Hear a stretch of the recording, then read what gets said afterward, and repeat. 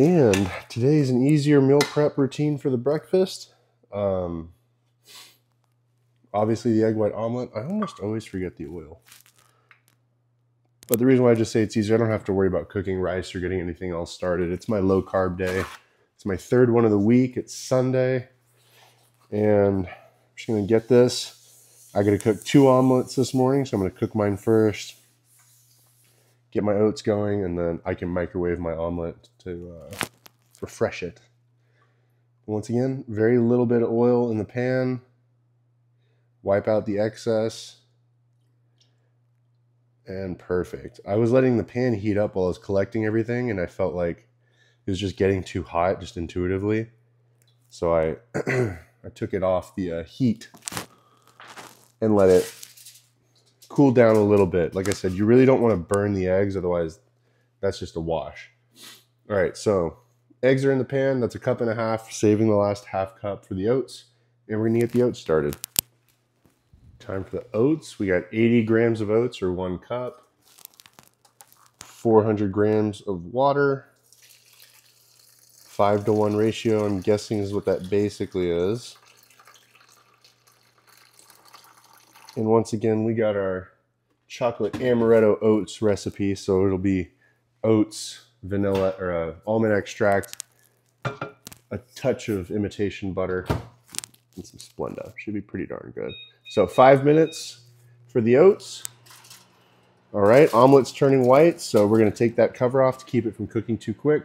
We're gonna get the components cut up, so that's gonna be 4.5 ounces of chicken, 28 grams of cheddar cheese, green scallion cut up, onion cut up, and the Dijon mustard and Rotel tomatoes prepared. Here we go. Second step of the omelet, we're gonna put some seasoning down. I don't know why, I just feel like doing it first. So we're gonna do salt. 2 pinches, I don't know, feeling like I need it, feeling like I want it. Sprinkle of dill weed. Nice even coating. Garlic powder.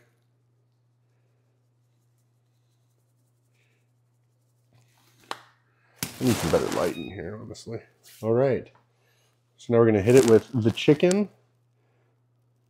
And you can always, take food off of the heat if you ever need to prevent it from overcooking or cooking at the pace you are not comfortable with. I always had a bad habit of just forgetting that was something you can do. And I'd leave the pan on the heat and just try to work faster, and you end up just burning stuff. If you're smoking on a grill and the meat's getting too hot too quick, lower the temperature, take the meat out, let it rest for a second, put it back in. It's not the end of the world. Okay, we're gonna do some onion over here. We're gonna save the rest of the onion for the second omelet, and then also for the 3 salads we have today. This is our last week eating tortillas on our low carb day. We're gonna get to a real low carb day next week by actually taking the tortillas out, and I am a little heartbroken, but it's life. You're gonna try and evenly distribute these green onions. I really like the fresh taste of these. And that's the reason why you want to use vegetables, is they bring a freshness to your food that you wouldn't otherwise have. There's a lot of different flavor types, right? There's savory, there's salty, there's sweet. But I feel like there should be another, aside from umami, and it should be fresh. I don't know how else to describe it than fresh, because that's just how it feels to me. All right. Cheese, it's our binder.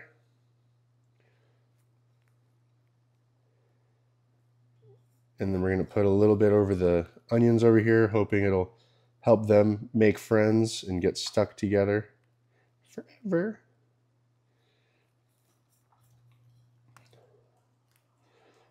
There we go.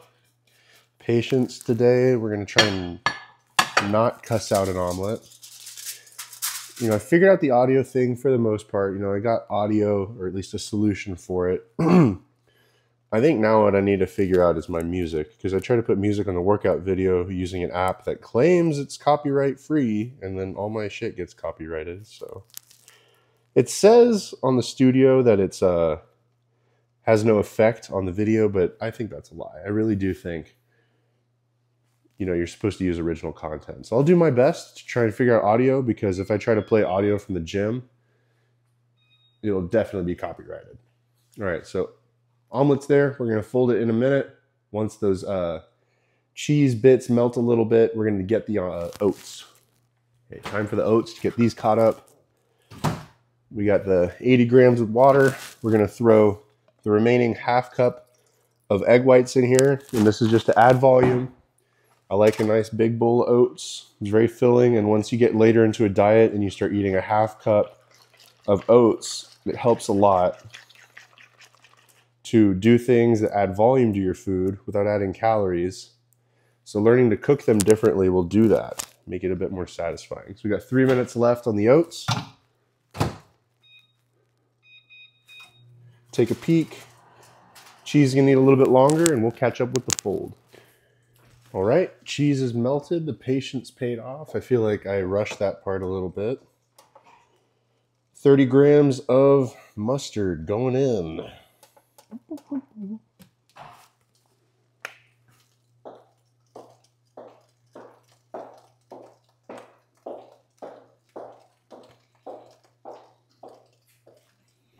Just a huge mess of mustard on there. On the money. And then 67 grams of Rotel tomato.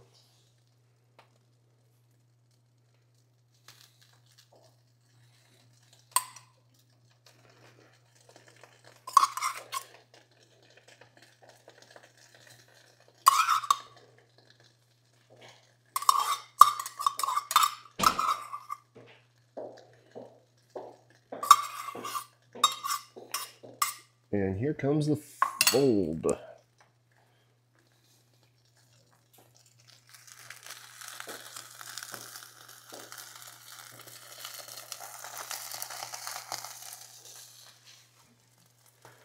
Ah, yes.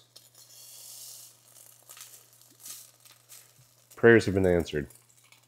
That's what we're looking for. That's what we're fucking looking for.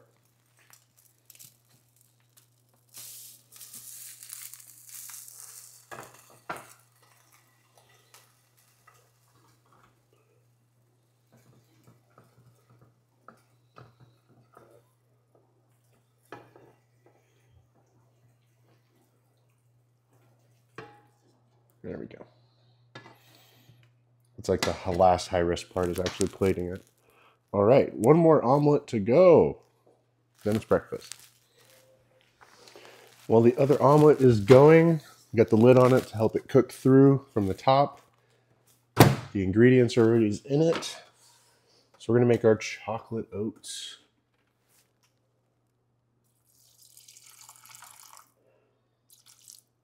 Put like 175 grams of water.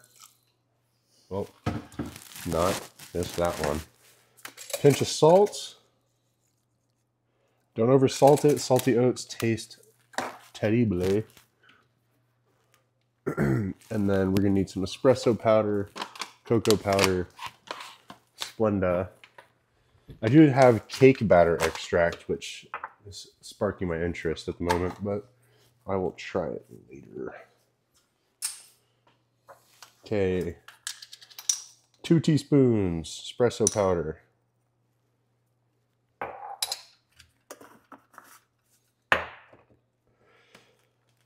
Almond extract. We're going to do a spilling over 1/4 teaspoon.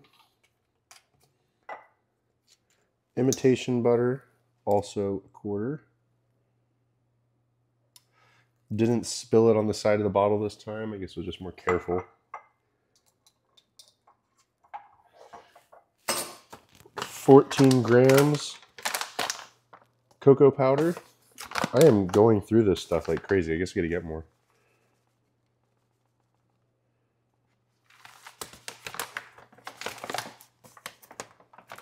Had to go all the way to the Asian market to find more bok choy for next week. The local grocer I went to only had 4 heads of them, and I needed 20. And then 12 grams of Splenda. All right. Whisk this up. Get the second omelet done. Get everything plated. And the weekend breakfast spread. All right, so I'm just going to prep my salad dressing just so that you can see how I eat on Sundays. So on Sundays, it's my low carb day. I have my salads, but I'm going to put all these ingredients into my dressing and just put it in the fridge. And then each time I want to eat a salad, I cut up some chicken, I cut up some lettuce, and I just throw it in there. So every meal has 6 ounces of chicken and a whole heart of romaine. But here's our dressing. It's about 1/3, 2/3 of an onion. Usually I split up my bell peppers amongst my meals, but I don't want to have to cut a bell pepper every damn time I'm making my meal prep today because I'm kind of busy. So we're just going to put all of this in the salad dressing, which I don't normally do, but hey, whatever is more efficient for you, you do you, right? Some people, it's not efficient at all to cook the way I do, but I do it this way because I enjoy it. And I just, that's really it. I love cooking. And I've always loved food. And this is the only way I've ever stuck to a bodybuilding diet is by putting more effort into my food. When I didn't put much effort into my food, I didn't put any effort into sticking to my diet. And what happens? I get fat and then I get unhappy. And it's just a vicious cycle. So if I take the time out of my day, out of my week to prep my food and make it with love and care, this stuff gets way easier. Not everyone's the same. Some people just need basic food to fuel them like a dog. And honestly, I envy those people. It's amazing that they can just grind it out and they love it so much that they don't need to think about the quality or the taste of their food. And that's no knock on them. Once again, I wish I could be that way, but there's a reason why I weighed 300 pounds at one point in my life, actually twice in my life, even possibly 3 times, undocumented. And it's just because I love the taste of food and I like the way it makes me feel. So I try to replicate that taste as close as I can and that feeling as close as I can so that I don't chase it with bad food decisions and I can pursue the things that I am so passionate about. And that is bodybuilding. So the secret today and the secret to bodybuilding is planning. Planning your food, planning your workouts, planning your week, and just kind of being present at all times with what you got to get done so it's easier to get those things done. If you're someone who flies by the seat of their pants, you will not be any good at bodybuilding. And bodybuilding can come at any level of application for anyone. You can be a bodybuilder for the Olympia. You can be a bodybuilder for your home, right? You just want to build muscle and stay lean and stay healthy and be in control of what you're doing. Everyone can be a bodybuilder. Anyone can cook. Anyone can be a bodybuilder. Now, are you going to be the bodybuilder who wins the Olympia and wins $500,000? If you care enough, you can try. There's no guarantees. But everyone can improve their health and everyone can be in control of the way they look in terms of body fat and muscle composition. And that's the part I'm very interested in. I like being muscular. I don't like to be fat. And I love to eat food. Sounds like I want to be a bodybuilder. Oh, plus I love lifting weights. So, there's the 4-pronged approach. So you saw me put the onion, bell pepper, and poblano. I don't usually show me breaking down those, but now you've seen it. We're going to put a chipotle pepper in here. That adobo flavor just really, really rounds this whole meal out. If I don't put this adobo pepper in it, it is so bland. I do not enjoy eating it. I couldn't figure out what it was this week that made my salad just suck so much. And then I noticed I stopped putting bell pepper in it, or I stopped putting chipotle pepper in it. So if you're going to learn anything, put some chipotle pepper on there. It's not too much effort. So we're going to chop it up. I like it fine. I like it to just kind of be hidden into the food. So I cross cut it and then I diagonally cut it again. And I just try to cut it at every angle to kind of make it into a mush. I have a food processor that could do the same thing, but I'm a little lenient towards just doing it manually. Plus I don't have to clean so much stuff. In the rest of this episode, you guys can fast forward. I'm more than happy to. That's why I put timestamps, because, hey, even I don't feel like watching everything. Meal prepping 30 pounds of chicken a day. If you don't want to watch that part, you just want to hear the answer, get a fucking grill. That's like the easiest thing you can do. 5 grams Dijon mustard. Usually it's 187 grams of Rotel tomato, but because I make my girlfriend's omelets on Saturdays and Sundays, I'm missing 67 grams. So it's only 80 grams of Rotel, maybe 10 calories, whoop-de-doo. 183 grams of black beans, organic if you can get them.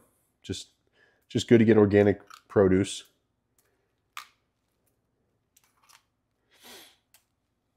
Almost there, almost there. But yeah, get a grill, and you're going to be able to cook a lot of chicken efficiently. You know, I've been cooking for myself for a long time now, it feels like. And it may be just as time consuming, if not slightly more, than using other methods. Other methods being pan. Pan probably takes the most time. Second most is air fryer, because they can't cook a lot at once. You can cook a lot in the slow cooker all at once, pressure cooker. You can cook a lot in your oven, but generally those come out bland. It's not very enjoyable. So if you have an hour, and that's counting cleanup, seasoning, everything, then the grill is your best option. That's the one you want. It's just the better thing to do. All right. 90 grams light sour cream.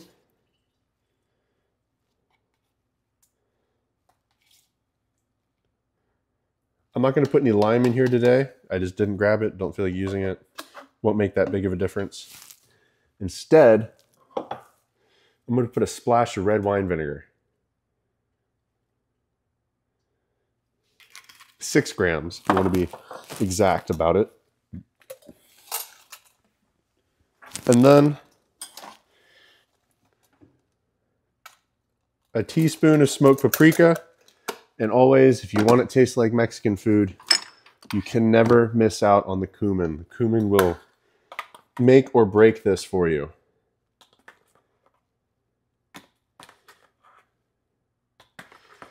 So that's all of our meal prep for the day there. Dinner, it's going to be French toast. Bless, something good to look forward to. But the rest of today, this episode, the in-between where I usually put my workouts, will be me seasoning and meal prepping chicken. Maybe I'll make it a separate video. That might be better. Keep it shorter. All right, that's the salad dressing recipe. I'm going to put on my salad, and I'm going to get to cooking. So if you want the quickest way to prep a lot of chicken, you need a grill. No argument there. There's nothing better than a grill. You need a big old bin to season all your chicken in. This is only 1/3 of the amount of chicken I got to cook, so I'm going to season them in layers to keep all the food together in one spot. It makes it faster to clean. And then all you need after that is salt, pepper, and garlic. That's anything you cook that's meat. And the way you add a little flavor to chicken is just you get a flavored salt, some sort of seasoning type salt. So I'm just using this random one I found in the grill aisle. It looked good. So I've been using it for the last 3 weeks, and it's awesome. The only other thing that might be different, steak is great with just salt and pepper, garlic. Fish usually needs like an extra component to it to hide that fishy flavor. But we're going to season it all on both sides, get it on the grill. If you want to just end the video here, this is the end to it.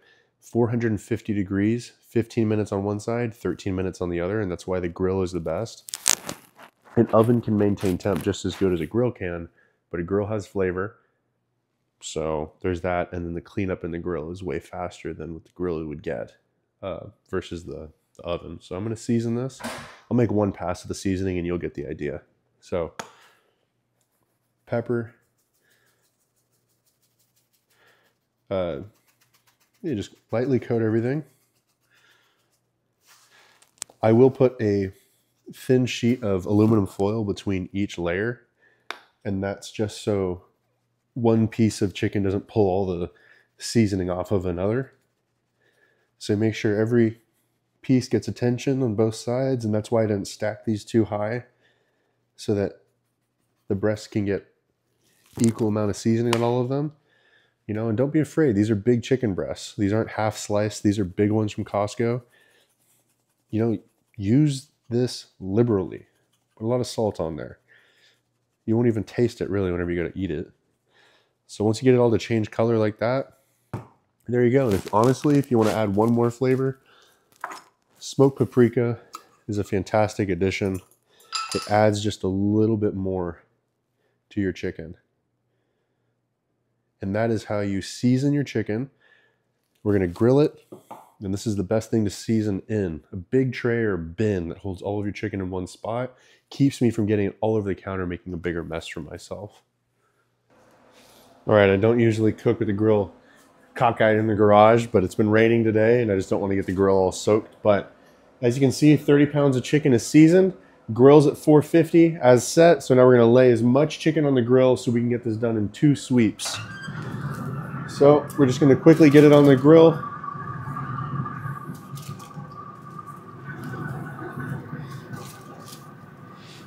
And then I like this tin foil because I can leave this outside. Since it's all going to get cooked within an hour, it's not going to get bad. And it can keep the bugs and things off of it.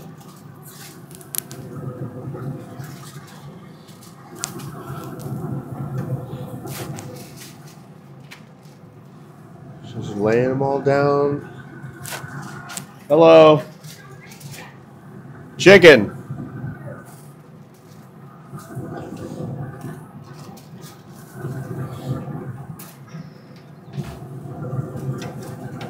So the hottest spot is in the middle, and I always like to make note of that so I know where I'm going to need to move the chicken away from. The pieces in the middle will cook more than the ones on the edges of the grill. So then I'll rotate those in and out as we go. So 15 minutes at 450. This one's huge, so we're going to put it right here near the hot spot, as close as we can get it, just so everything cooks as close as we can. And like I said, all the things that don't look as cooked near the end will be moved closer to the middle. All right. So we're going to set the timer on our phone, cover all this up to keep the little bugaboos away. And all right, we will come back once all the chicken is cooked. All right, so 15 minutes has passed. We're going to flip every piece and leave it where it is. And then we're going to inspect and see which ones looked more charred. And we will rotate them with the ones that look less charred. We know the ones in the middle are going to be the most cooked. So we'll swap those out and I'll show you guys what that looks like.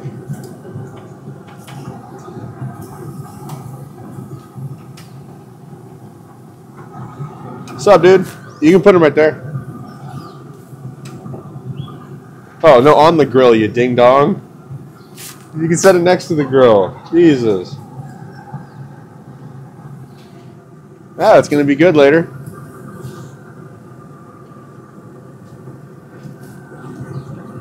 Oh, yeah. Shit's easy.